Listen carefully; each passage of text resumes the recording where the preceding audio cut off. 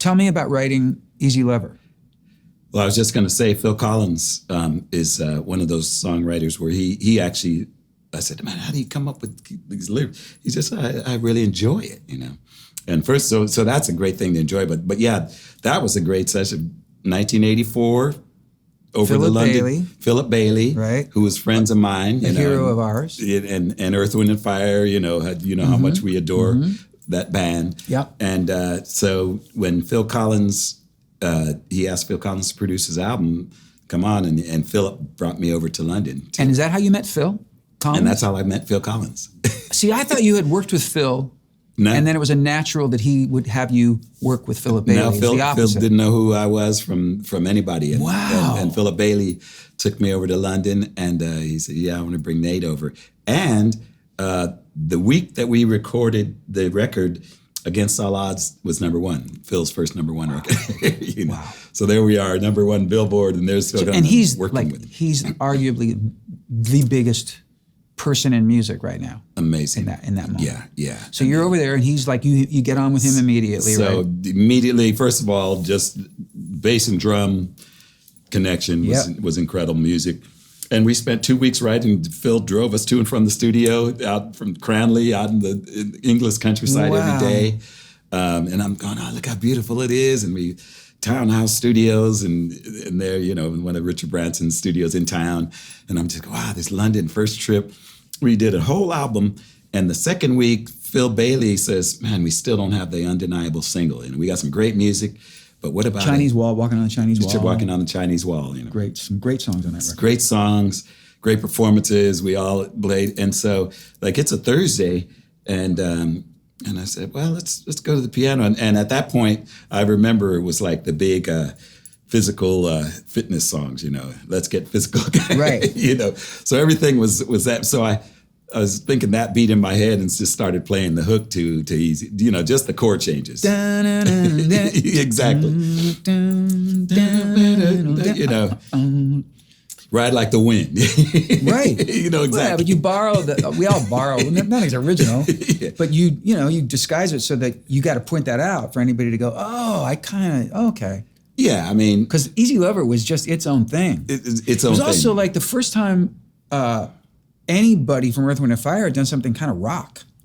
Exactly. Because it was Daryl Sturmer who played guitar. Daryl Sturmer played guitar. So you had that rock Phil Collins vibe. And I remember consciously thinking, I said, okay, this is R&B, but I want it to be, so I just started pumping the bass, do, on the B sections. Yeah. So I wanted it to be a hybrid of rock and R&B, purposely. So was the creation, the three of you just at a piano? And you were playing bass or no? 3 of us at a piano. I was on piano.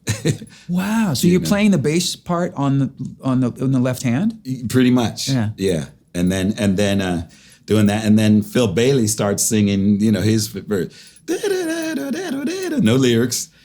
And he's singing this part. And so we're, okay, that's cool. So we're just kind of getting the sections, like you say. You get the first, you got the hook.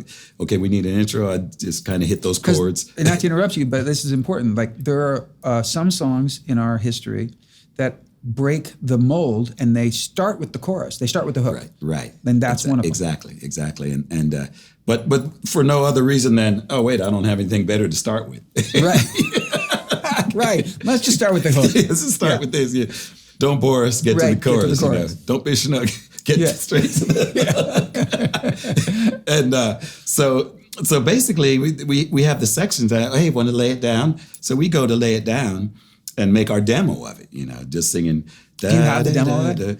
I think somewhere. If you ever run across it, will you please send it to me? Yeah, absolutely. I'd love to hear it. Yeah, and it's over 40 years old. Yeah. So it'll be on a cassette somewhere. Yeah. And we start and we make the track and say, okay, at least this is the form. Tomorrow when we come in, let's analyze it and make the track. We start listening, then we come in the next morning, we listen, we put the record on, he had played, George Massenburg hits play. Wow. and we're grooving there and I'm going, man, that sounds pretty good. And meantime, Phil Collins had changed the working title, Choosy Lover, as he starts singing Easy Lover, So Thank God. Choosy Lover. Because you would not have made any of that money. Choosy Lover. Nope. No, And that's so, going to be a no for me, dog. Right. I don't think your chair would have turned. No. Choosy lover. Choosy lover, and so the next day, so Phil starts singing these Easy Lover, what he came up with, and I'm thinking, wait a second, he sounds pretty good on there. It's Phil Bailey's record, but I just say, well, you guys should do it as a duet. So literally this. So it didn't start out as a duet. It didn't start out as a duet. Wow. It started out as a song for Philip Bailey's record. Literally 20 minutes too, by the way. Yeah. Top to bottom. So he says, okay, first of all, we play the track, the demo that we were going to, and we're all going, feels pretty good to me. What do you think? I like it. You like it? Yeah. Well, let's use this. So that's the record. Did he overdub the drums? No. Everything that is, the demo is the record. The demo's the record. Yeah, it's like, know? because you just captured magic. But because it's magic, this isn't it, and we're just playing, Yeah. So to the demo, then we put it on. I started kind of doing a couple of these little piano bell parts and everything. Right. But for the most part, that's the record. That's the track. And then Phil, they agree, yeah, we do kind of sound good together singing this. Let's do it. So they, come up with Phil sings his verse. Wow. And I mean, the next thing you know, I come home and I hear it on 3 radio stations at once, and the rest. Number one.